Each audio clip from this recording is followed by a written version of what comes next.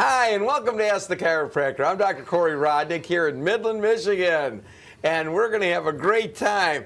Let me introduce my wife, Dr. Tony Rodnick. It's an honor to be here. Thank you for having me. Who's been working in Saginaw, Michigan, and Midland, Michigan, and Clare, Michigan. And Dr. Tamara Slusher, hi there. Hi, good morning. Yes, indeed, from Clare, Michigan. So today, our topics are very exciting. So we have one, we're going to talk about gardening later on. Right now, we're going to start with, we have whiplash and different reverse cervical curve injuries. And we're going to talk about pregnancy. We're going to start off with pregnancy today. So how does chiropractic help with pregnancy? Obviously not in the conception area, but after the conception area. So what actually goes on and what takes place and how does that all go about? Well, chiropractic helps the body function optimally. So it helps the body produce a conducive environment for the baby. And then if there's also at the end when the baby's supposed to turn, a lot of times it's not turning if there's not enough room in the uterus. So it kind of opens up the sacrum and allows the baby more room and so that it can turn into the proper, most beneficial position for birthing. Excellent. I know even before I've had, and you guys have had it too, we're someone who can't get pregnant, something's not happening, they just have trouble getting pregnant, and they come in the office and a couple weeks later, poof, now they're pregnant. Mm-hmm. And due to, you want to explain that a little bit maybe? Well, you've got that, and then you've also got the women that have had numerous miscarriages in a row too, and then they're now able to go full term with a pregnancy. So, but the big thing is that, you know, you've got a lot of pinching that's going on down there in the lower lumbar segments, and that is what controls our reproductive system in females. And so therefore, when you get that pinching off of there, when you remove the subluxation, which is what we deal with in chiropractic, everything starts flowing. So everything starts working correctly the way it's supposed to. I love that working correctly thing. Yeah. Yeah. So it's not just for neck aches and back aches. It does, those same nerves go to different places and are equally as effective in those other areas too. Yep. So yeah. Pain is just like 10% of the function of the nervous system. The rest goes to the organs, it goes to the muscles for movement, it goes for sensations, it goes for feedback to the brain, so the brain knows the temperature of the body to regulate it, or the blood pressure to regulate it, or all kinds of things. Proprioception, where you are in time and space, so that it can control your movement, balance, things like that. And when you talk about that, you know, it's interesting to me that 45% is what we're talking about with the organs. So helping with the reproductive organs and making sure everything's balanced and working at its optimum. And yet 45% of the nervous system, we got 10 for symptoms, what you feel, only 10%, and 45 for knowing where you are in time and space. That seems crazy, doesn't it? Mm-hmm. That, you know, to know that you're moving your hand this far and bringing it back and where everything is. Like, where's your foot right now? Where's your shoulders? Where's your head? Is it hanging or is it up, you know, where it's supposed to be? And it's that much of our brain being used for that. It seems like such a simple thing, really. But well, most people don't think about it. They just do it. Right. Well, most people don't think about any of this because, you know, and when it goes off, you see these people pretty heavily. You know, they'll be cruising down. Then they start thinking about it. You know, they're hitting the walls, they're flying down this. Anyway, you know, the ones who like walk forward, you know, like take 10 steps instead of 1. You know, that's part of that. I guess it can be very serious, but it just amazes me that only 10% is for symptoms. And then 45 is to where I am sitting right now. And the way my hands are moving and my head and all your that. posture, you're and straight my posture up holding me up. 45%, to me it's like overkill, brain capacity wise, but it is, that's what it is. So interesting. So in pregnancy, at what age through the pregnancy, it's a 9-month process, what age groups do you use or see where you're adjusting? All sorts. all the way through, from first trimester all the way to the very end. Sometimes, in my case, hours before someone has a baby. When I It was happens. pregnant, I was adjusted all through labor. That's the advantage of having a husband that's a chiropractor. I had a patient in labor yesterday and one in last week. I've had a lot of women come into me lately that have tried to do more natural methods and have learned and heard that chiropractic helps to keep things flowing the way it needs to, so that it helps for a healthier and easier labor and delivery, which is absolutely true. And there was an AMA lawsuit. The AMA was trying to eliminate chiropractic, and in Wilkes versus the AMA, that's one of the things that they showed was that it helps with labor and delivery. Yeah, they came right out. The obstetrics department people came. That was a big thing. How many people testified in obstetrics? They said, wow. So, I mean, you have a few people out there in the obstetrics department that say, you know, no, don't go to a chiropractor. But most of them, it's got to be in the 90+% now, say absolutely go to a chiropractor. I see in the future they'll have chiropractors doing rounds in the obstetric area. And one thing we want in the labor delivery. I could totally see that. Yeah, and one thing we want the women to know too is it doesn't matter what stage of pregnancy they're in, that there's accommodating methods with the tables that chiropractors use and the pillows that are used, so that it doesn't do any kind of harm to the belly no matter what size you are. So, yeah. Yeah, the patient yesterday said, oh my God, they're going to lay down. So they haven't laid down in months. Right. Because we have a hole in the table Right. for the baby. You know, you lay down and the baby goes in the hole. Yeah. And they find it comfortable, and yeah, it's the first time they've Like, laid down in why months. didn't I know about So, this yeah. for the last 3-4 months? Absolutely. Yeah, it's the first time I could lay on my stomach. Pretty funny. And it is pretty neat.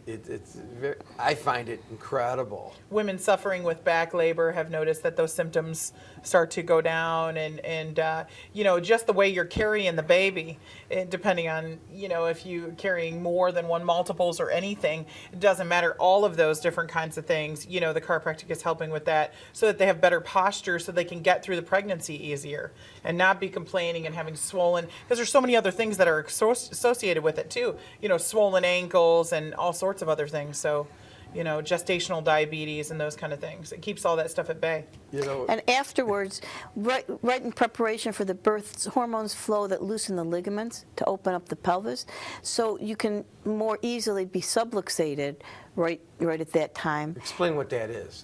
Bone moves, the vertebra moves out of place, puts pressure on the nerve. So the ligaments that are holding the spine in the proper position are loosened, so you can be subluxated.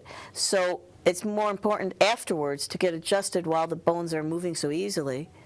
Otherwise, once the muscles and ligaments heal in the wrong position, it's like we try to put it in the correct position, the muscles and ligaments are pulling it out. Wow, when you bring that up, I can hear so many times they say, well, ever since I was pregnant, my hip went out. You know, that would be that. Yeah. And that's pretty common. It is. Yeah, I hear that a lot in women. I hear there too. Not so much in men, though. Okay, so anyway, you know, when you were talking about the back labor, so here I am, I'm a chiropractor.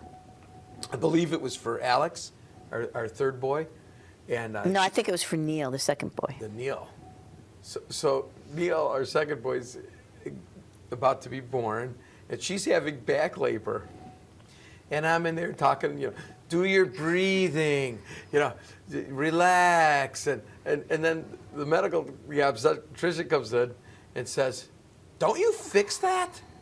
And I go, yeah, I do.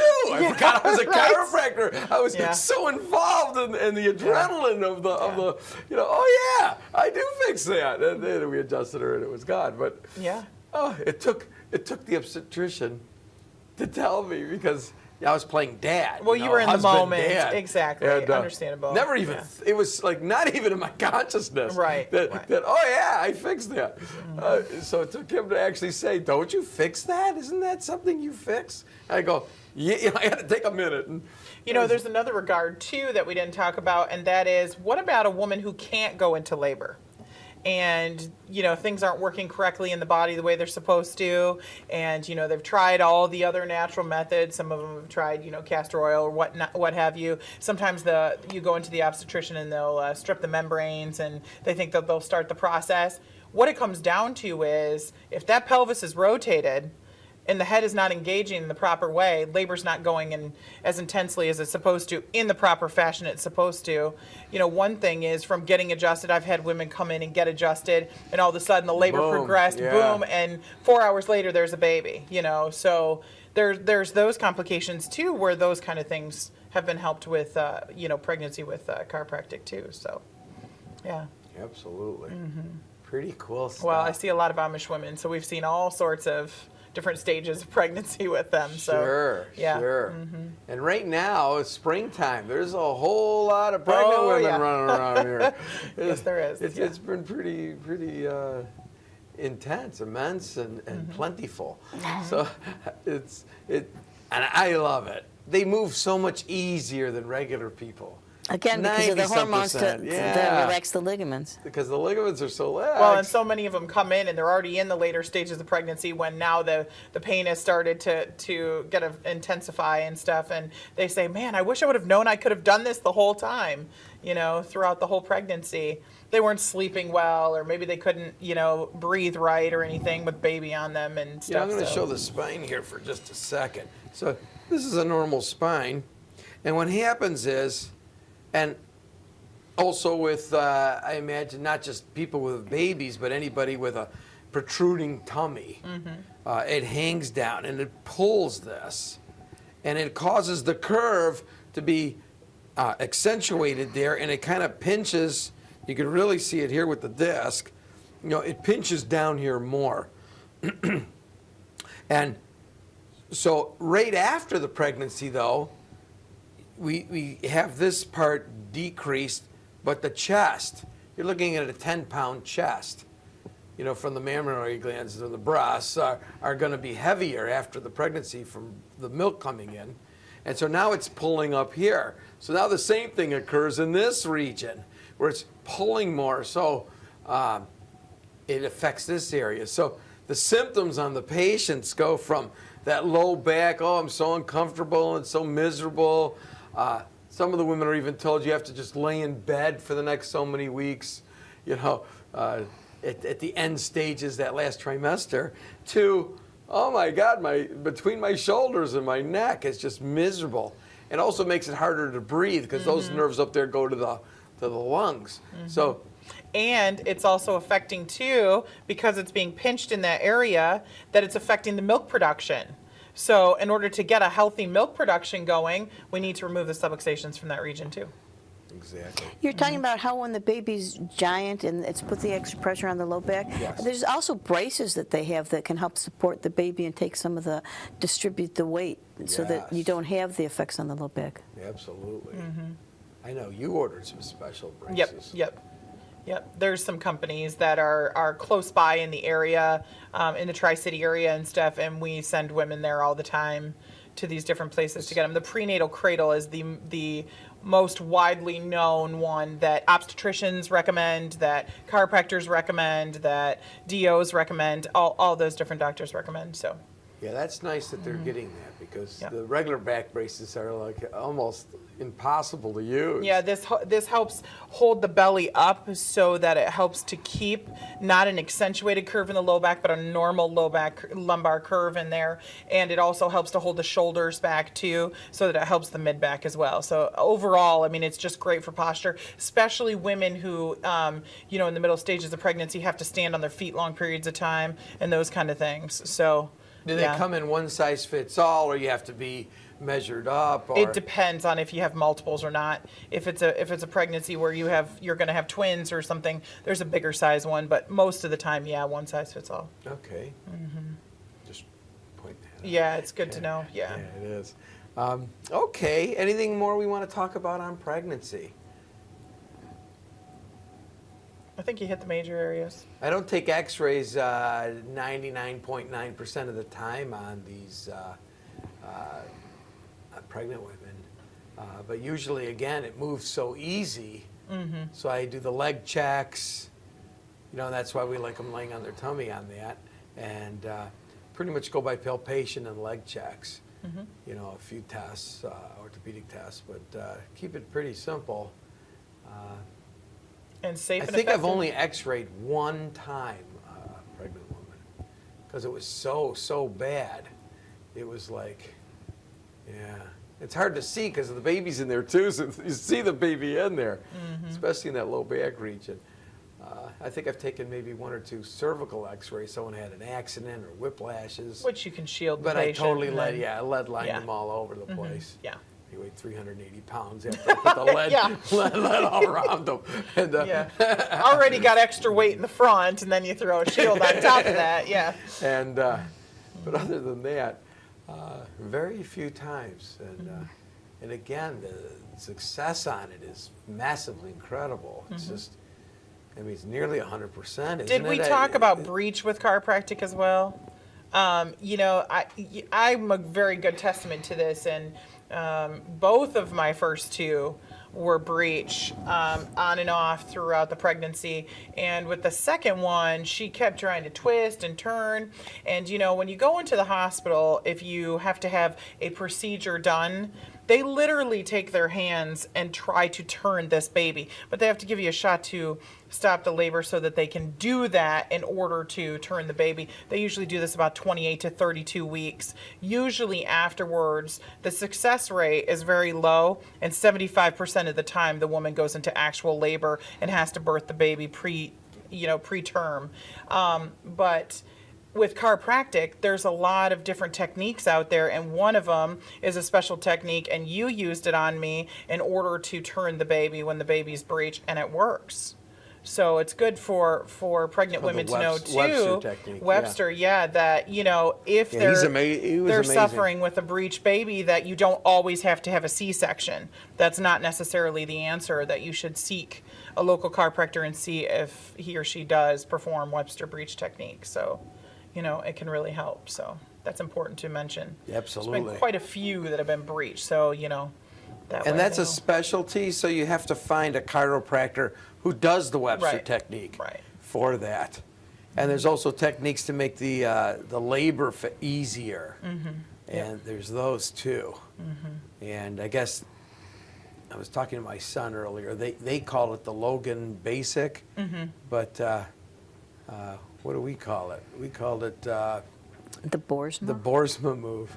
And it was just gentle, you know, you place your hand near the ligament towards in the back end and just wait for it to relax. And it just makes the pelvic floor more relaxed, and it causes it to be a faster delivery, which is always good. Yeah. Any minute you could decrease labor and delivery is a godsend. Absolutely. Anyway, it's really the most intense experience of my life was labor, and I've been to now, let's see, 8 of them. 8 of them so far. I don't claim to be a delivery guy, but I'm a good supporter. Whether I'm there or not, I'm always a good supporter. But the most intense, it's unbelievable. The intensity, it's just, you know, it's better than riding a motorcycle, better than flying a plane. Anyway, for all those, you know, scuba dive people, and wow, pretty intense. So thank God they let guys in the Pretty room now. intense for us women too, trust me. Wow. We speak from experience. Wow, one kid in one male will change it forever because we're not doing it. No way. I'll tell you that right now. We would figure out some way to handle this because it's not okay. And you know, it's like, wow. I mean, it's perfectly natural. It's been going on for what, 6,000 some years, and before that with other creatures, or maybe I don't really know, but it's been a while. I mean, our history goes back, and it seems to be the way to go. You know what's funny? I remember when I was a kid, I distinctly remember my mom saying, boy, those people in China, at that time it was underprivileged countries like Africa and China at that time, you know, they would just go out and crouch down, have a baby, and they're back in the field doing their thing, just getting rice in the rice paddies and things like that. And she looked at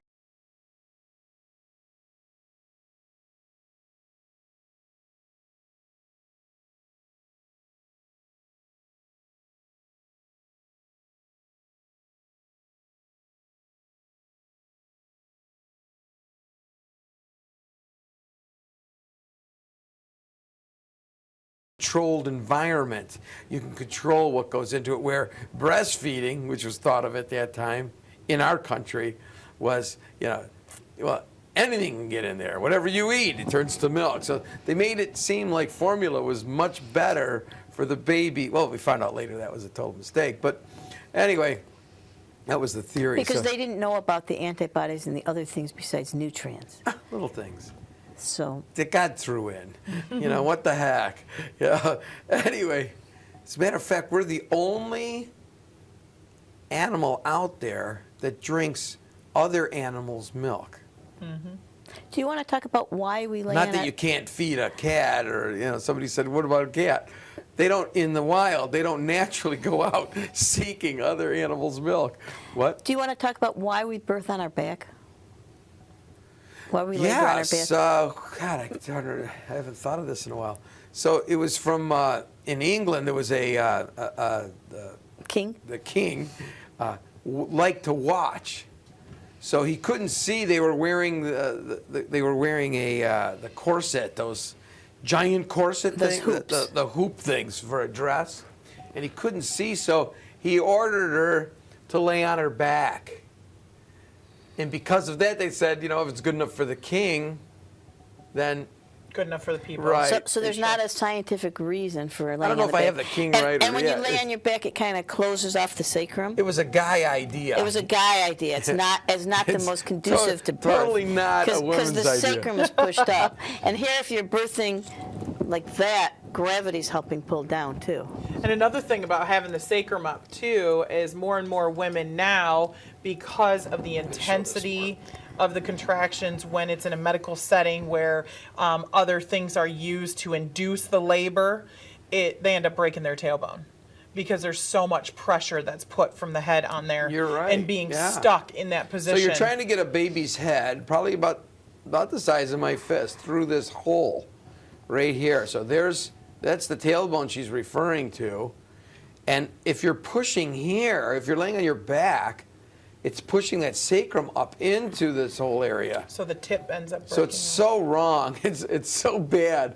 And again, it was a guy wanting to watch and, you know, had power and made her do it. Well, more and more birth centers and, doulas and those nature, they like to use birthing chairs. You can sit in the chair. The birthing chairs goes down. and also they made on the bed where you're laying. They also have it where this pops open. The now. piece goes down. The piece yeah. goes down. At least that was somewhat, you know.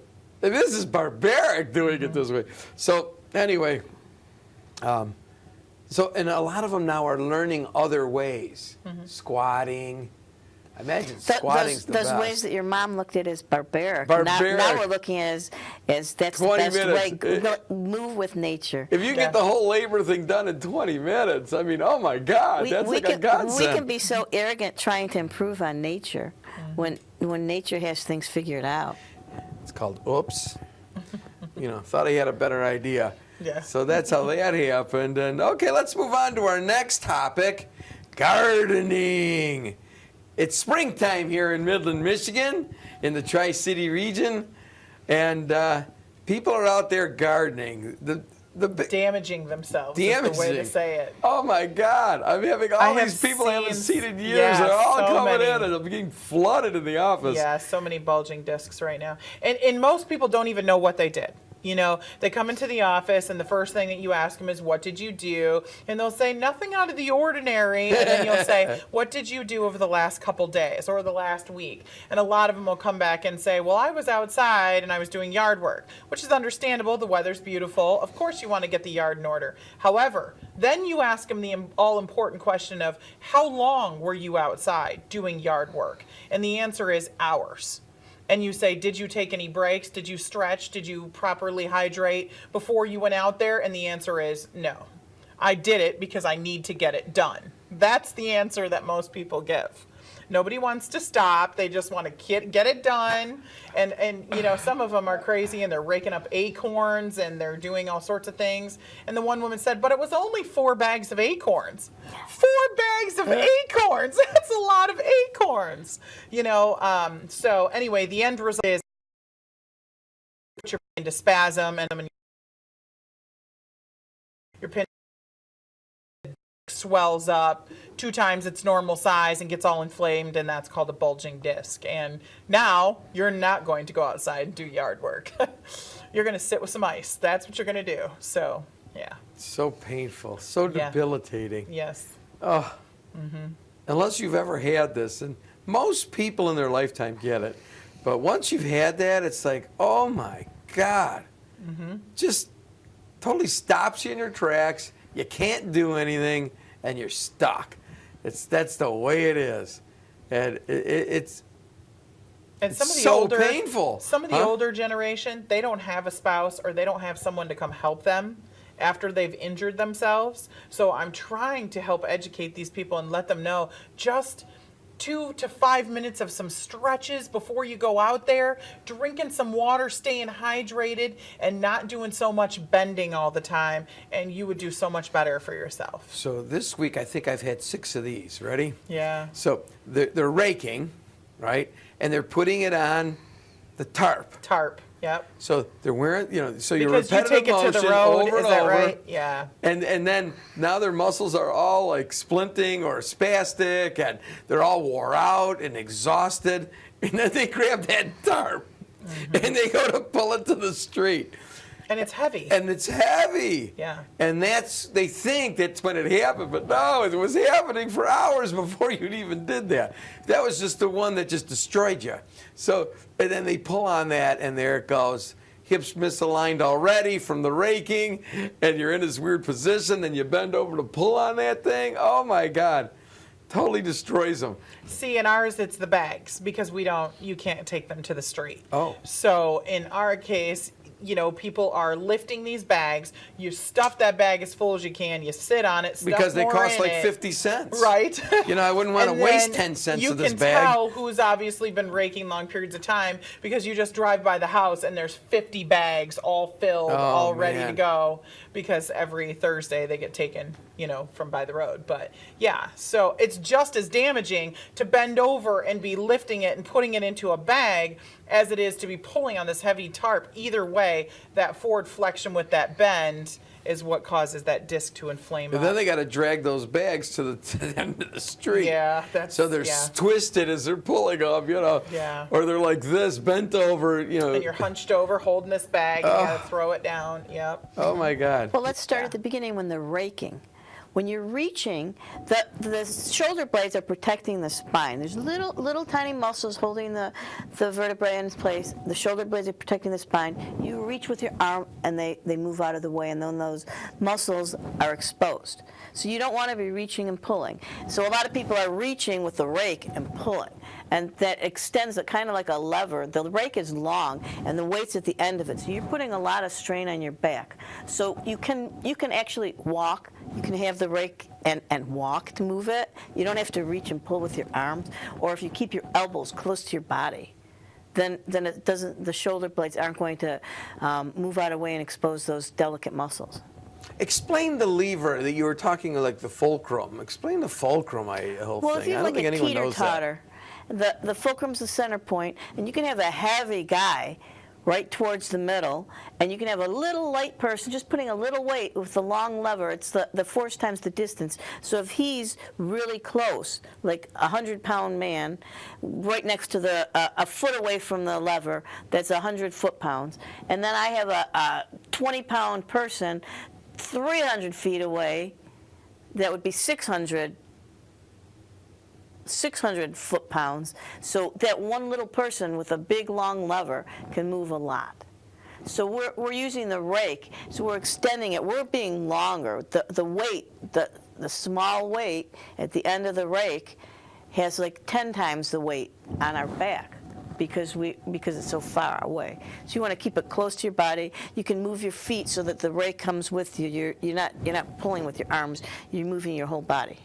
Not to mention, she's mentioning about the pulling. You know, that's what a lot of people do when they mop and they do other things too. Vacuuming also. Yeah, they want to stand in one place and reach all the time. And what do you see the next day? They come in, they're complaining that their ribs are really sore and they can't catch their breath because they're putting ribs out of place. So, you know, this is the same concept in just keeping, like she said, keep your elbow in close to your body, and it's a whole different way when you're doing it. So an extended rake, an extended shovel weighs, it's got to weigh a couple pounds, you know, the actual rake. Before you even get anything into it. So or if on you it. take that and multiply it by 10, if it's 2 pounds, let's say, so now that's 20 pounds on your back.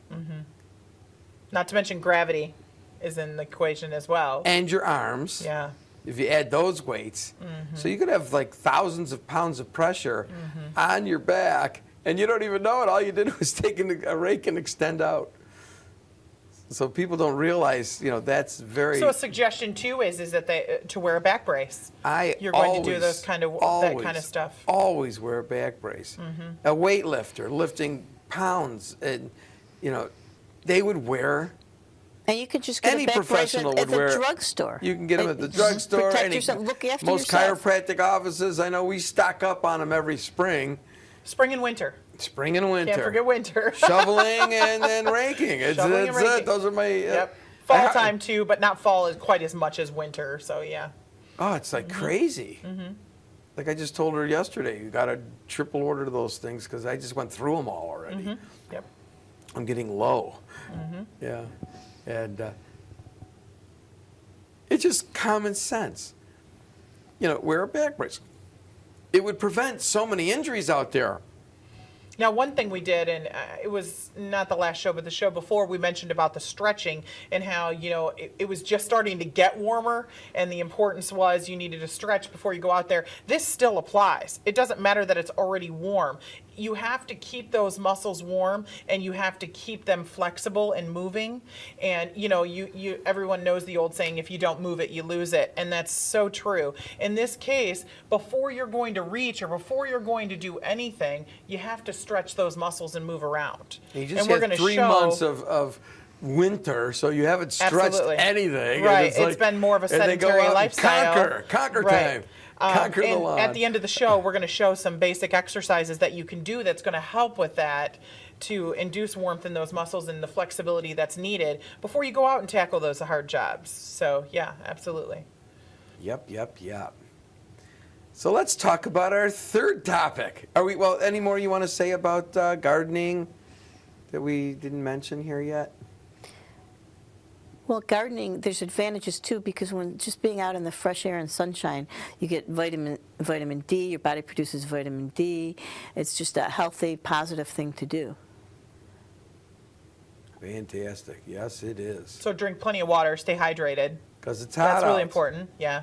And it's going to get hotter and hotter. Yeah, I was at the soccer fields this past weekend, and, you know, there's no shade anywhere. You just bake in the sun. You have to have plenty of hydration. So, you know, especially, there's a lot of sports events going on right now, too. So when you're going to see sports events, it's the same thing. You got to stay hydrated. So if it's too sunny, you want to use some sunscreen, too, to protect yourself. So Maybe wear a hat, those kind of things. And when you use sunscreen, by the way, it doesn't activate for about 20 minutes. I don't know if people know that. So for the first 20 minutes, you got to have that on before you go outside because it reacts with our skin to make that block occur. You know, that's a big part of it. There's other parts to it, too. There's several ingredients in there. That's not just one, but the main one takes about 20 minutes to start working. So you wait till you get outside, you're in the hot sun, and then you lather it up. And Too late. Too late. You've already just got burned a little bit here, you know, with those rays. So really the big thing I want to talk on this next subject, we're talking about reverse cervical curve, is the forward head carriage. That's what I think is alarming, and it seems that the public could pick up this information. And you see it in younger and younger people these days because of our activities, the way we're living our lives these days. So we've all seen these people. They're the ones where, I don't know if you can get a shot of me over here, but I'll just use me for a second. So this is my neck, normal probably. Your ear should be right over your shoulder blades. And the ear should be right the over my shoulders. shoulder. So this would be the normal. And now, you see how my head just moved forward? That's called forward head carriage. And then there's more. And then you've seen old people like this, and they say, well, I'm watching the floor, and I like that. And they end up with their shoulders kind of, and as it ages, and we have a really good video of that. We're not going to show that today, but we've showed it many times. And they end up going like this and getting shorter, and gravity pulls them down. And it starts off, ready for this? So if I have an iPhone, let me grab an iPhone. Okay. Or any smartphone, any cell phone. And you were talking about seeing it in kids more. Watch what happens to my neck. So here's my neck normal. The iPhone is usually right around this area or on your lap. Especially if they're texting in and school look what and don't want happens to my anybody to see their neck. camera, their phone. You see how my neck is forward? So then as I come up the normal, my head's now forward. And what's the big deal of this? What's the problem with this? Is it degenerates at a much, much faster rate. 6 times, 8 times the normal rate in that cervical region. So I'm going to put this back, get my head back up on top, and we'll give you exercises later for that. But do you want to show how that curve does that? Here's the normal curve in the neck. And then as you're looking down, you start looking down, and when you come up, it slowly starts taking the curve out. This is called the straight curve, military neck. Any other names? That's pretty the good. main one, military Okay. neck. And then after a while, it becomes reversed. Now, in a motor vehicle accident, that happens instantaneous. You Because don't have you're to ripping wait. muscles and You're ligaments, doing it yeah. right then and there. I see this in pretty much all the car accidents when they come in. Most of them, can't be all of them. I'm thinking most of them though. Even slip and falls, too. Slip and falls. How Catching about yourself from falling. the kids with the football and so if you're looking at your child and you see their head forward, there's a problem. And you're going to give them exercises later for that. Mm-hmm. And if that doesn't work, though, then you need to bring them into the chiropractor. Besides being the abnormal position and pinching the nerves, it also puts a strain on the lower neck. Like if you have a bowling ball, which your head is like a bowling ball, on top of a straight stick, it's solid and supported. If you have it tipped right at the angle where it turns, you're going to be putting a lot of stress and pressure on the discs and the bones back down in the lower neck. And what we're starting to see is that the younger generation has necks of 50 and 60-year-olds, and they're getting arthritis and degeneration, and they're already starting to have complaints about their hands and weakness and other issues that are going on. And, it's all been started because of the neck and because of this forward head carriage. And it's not just the smartphones, the little laptops too are not ergonomically correct, because to get your hands there and your head to see the screen, you're really in poor posture. And let's explain what you meant by that, into the hands and shoulders. And so these nerves go into the shoulders, the hands, elbows, all that. Yep. So these are extending down. So as this degenerates more, you're pinching these nerves more. So now you're going to show up with the carpal tunnel, the numbness in the fingers. Most common, and yeah, it could carpal be, tunnel. Yeah, it doesn't have to be one or the other or both. It could be one or the other or both. The shoulder pain, and it doesn't start off that way. It starts off like, oh, it hurts, my shoulder's a little sore, and then a day later it's gone. Mm-hmm. I think we can see it better in this picture here, because this is a normal. The disc is between the two bones, and the hole where the nerve comes out of is made up of the top vertebra, the bottom vertebra, and the disc. And then when the disc gets smaller, it decreases the size of the hole. Yes, it does. And so that's why when there's disc problems, the nerve is pinched more. So when it starts to degenerate and the disc is decreased. Now, for the people out there, when you say the word disc, they immediately think it's something that needs surgery. Do discs heal? Yes. I think you're a pretty good testament to that right there. Yeah, I grew all mine. Yeah. That was I don't know pretty if there's any stronger testament than you, but I would say in my case as well, I had a major car accident in another state and lost a significant amount of height, which means obviously the water was taken from the disc and the discs were shriveled down and the bone was growing closer together, and I've retained at least 50% more of that height back again. So, you know that they have to rehydrate, you know that they have to heal in order for the bone to be further away from each other so that they're not rubbing up against each other. So, I mean, and like I said, you're the perfect testament to, obviously, we can fix these discs. We can't help this. So yeah, I got electrocuted, and I had about 75% of my disc height was gone, and massively pinching those nerves that we were talking about here from about right here. It's all the way down to here, like a whole bunch of them, and it took me 3 years, and I get all back to normal. Yay! A lot of people don't want to wait that long. In our society, it's instant. We want instant results, instant gratification. And it takes time, and people aren't patient, so a lot of people would jump into something quick fix. Well, yeah, the impatient would have been... But not realizing the long-term I was going to effects say, of it. impatient would have been fusion in your case, correct? Correct. Yeah. Yeah, So- that required massive But fusion. then he would have there. had problems for the rest of his life. That was the only it negative. It was a quick fix. It would have been easy. I just would have had problems the rest of my life. So, and not that I still haven't gone on the roller coasters yet. But other than that, I'm doing everything else, scuba diving and doing all my normal crazy. But I haven't really done a lot with roller coasters. I'm still not sure of the stability. But it's still the perfect testament to the fact that you can do damage to an area. But if you start to get help for that area and not wait too incredibly long and start to work on that area, that surgery is not the only option. There are other definitely options not. out there. Yeah, definitely And in not. our case, in the chiropractic philosophy that we use, surgery is the last option. And we choose to go with a natural method to start with. And if we can heal the body from the inside out the natural way, of course we're going to choose that first. For me, if I bent over and bent my head down, at that time I would go into a seizure. It was actually getting to my cord. And that was pretty And significant. it showed up on your MRI, too. You had a functional MRI where you did the MRI at different positions, and you could see it right on the cord. I did, and I did have that. Yes, I did. And you know what? That was pretty scary. And, so fear-wise, I could see, people doing surgery more because of that. And we've also There's a seen definite people fear come into our factor. office after surgery. We've seen the neck fusions. We've seen the back fusions. We've seen these different scenarios, and not in everyone's case are they out of pain. There is residual effects, and there is residual damage, and they still have to deal with this for the rest of their life.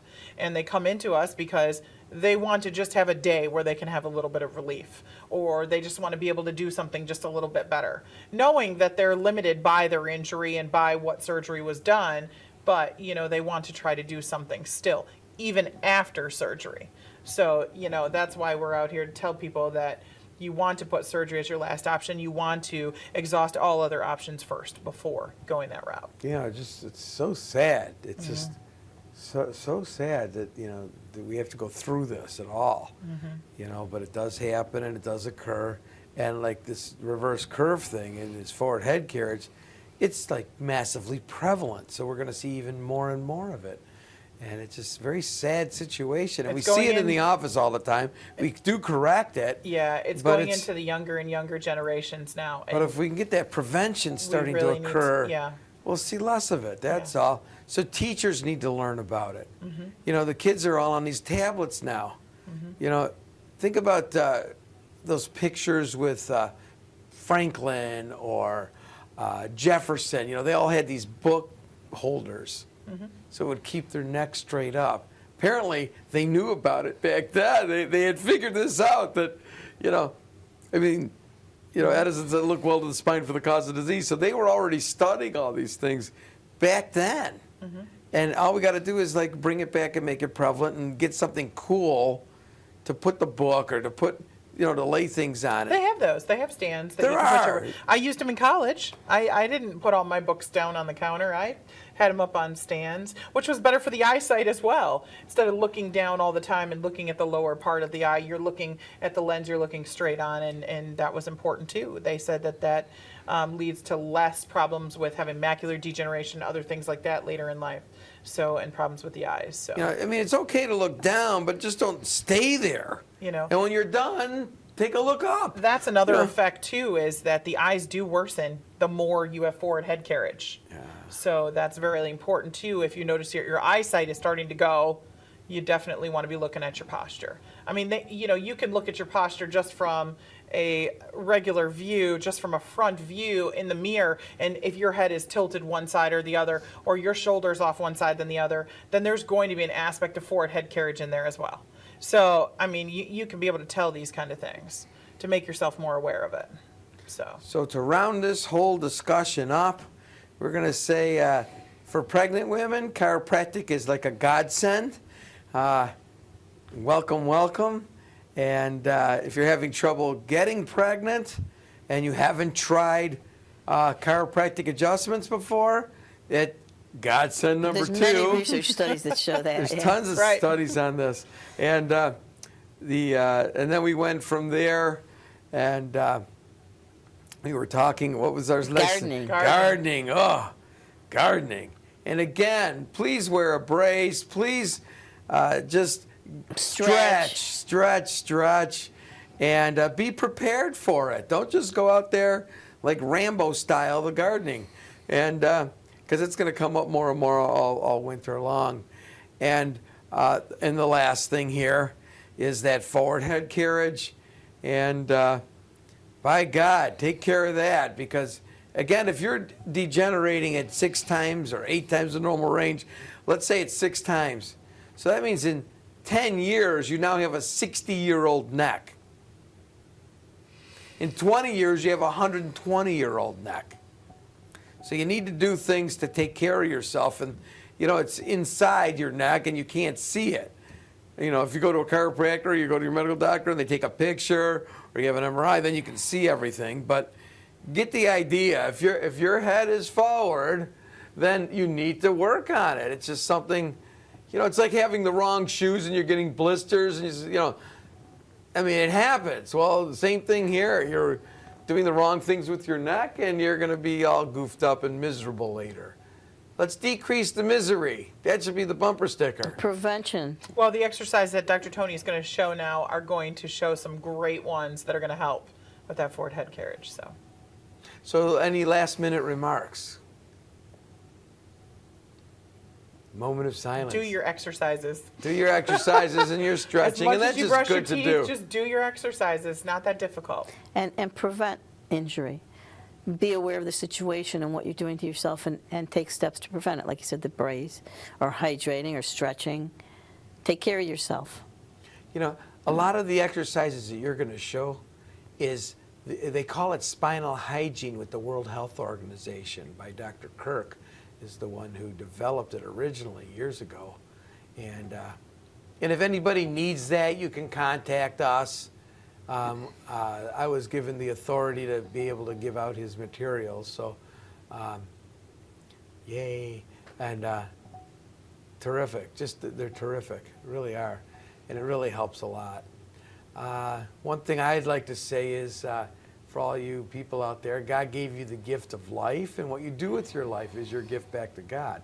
So if you're getting these hunches that you can do this and you can do that, well, you can. And know that it's okay. And if you physically are not able to do it, maybe you need a chiropractor. I don't know. But and they're everywhere. And there's chiropractors who specialize, like we talked earlier, in the different Boersma move and techniques, Webster move. And there might not, you know, each one's different. Some are more into nutrition. Some are into auto exits. Some are better with treating elderly or pregnant women. Some chiropractors won't work on a pregnant woman. Other chiropractors, that's all they do. Mm-hmm. So you kind of got to know who's who and what's what. And again, probably Call their office. you know, you call their office, or Ask you can what ask someone techniques, that they and use. say who does do that, who does work on that. You know, and if they him and ha, call somebody else. It's simple right. as that. I know we're the chiropractic referral service, so around the Tri-Cities, you know, if you call that, it's usually my office. And I try to know what most of the chiropractors are doing so I can refer to any of them. Mm-hmm. And yeah, they're all different. It's amazing. Not all different. many are different. Many do different things. I know we're constantly updating our curricular vitae to Absolutely. all kinds of different techniques, and I know that the guru on extremity adjusting is coming down again in about 3 weeks, and he's going to be teaching us all more again, like the third time now, extremity adjusting and going over all that for us. So I'm looking, that's Dr. Noodleman out of Georgia. And he taught, I don't know, 17 years over at Life University, extremity adjusting and Thompson technique. So we'll get a free, not a free, but a review, another look at those techniques, and constantly working on this. Just this weekend they did upper cervical. I was at the International Chiropractic Association meeting, and they had upper cervical MRI. They have this new MRI thing. It actually shows that the cerebral spinal fluid that goes through, in and out on C1, between the top bone and the occiput, that there's areas where the liquid is coming through. It's a pumping action. It's like almost like a heartbeat, and it goes all the way down, and your sacrum's pumping it back up. And there's a circulatory system feeding your cord. And you could see when it was blocked off. You can actually see it. Wow. On these MRIs. You can see it blocked. It's not pumping. Nothing's coming through. And they would do an upper cervical adjustment, and all the pumping would start working again. Very, just incredible research. It's just happening. I talked about it about a year ago or 2 years ago. They were discussing having it, and now they're doing it, and now that research will be out soon. So we'll see you again next month at Ask the Chiropractor, and you have a great, great day and a great month, and we'll see you then. Thank you. Thank you. Huh? Welcome back to Ask the Chiropractor. We're going to go over some nice, gentle posture exercises. We call them spinal hygiene. With me today in the studio, helping me demonstrate, are Tom Slusher and Marsha Leibowitz. So the first one we're going to do is called the eagle. You're going to stand with your feet shoulder-width apart, tighten your core, and as you breathe in, you're going to bring your arms up and tip your head back. And then when you're up, just stretch up. We're going to open up the joints, stretch the spine, relax the muscles, and then bring them back down.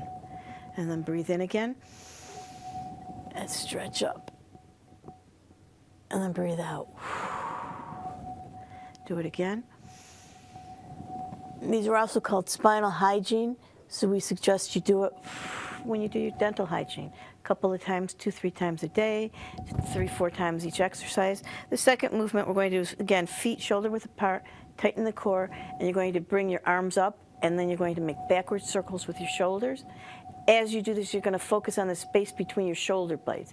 Because as we're hunching over all the time, we're tightening these muscles and stretching the back muscles. We want to tighten the back muscles. And then you can also tip to the side. And we always say you want to keep everything symmetrical. If you tip to one side, you have to tip to the other side. Just nice, gentle, focusing on the space between your shoulder blades. The third one, this is for the head posture where we're tipping our head forward. You're going to clasp your hands and put it behind your head, but you're not pushing with your hands. As you breathe in, you're going to push your head back. Take a deep breath in, push your head back, and then breathe out and relax. Breathe in again, and push your head back. Breathe out. Another way of doing this, because a lot of people try to tip their head up, is when you're driving, when you hit a red light, just push your head back right into the headrest. It gives you a little bit of resistance. It stops you from tipping your head up. It just gives you the movement we're looking for to strengthen the back muscles. So those are our spinal hygiene exercises for today. I want to thank my guests. Thank you for being with us today. Thank you, sir. And we'll see you next month. Have a great month and take care of your spine.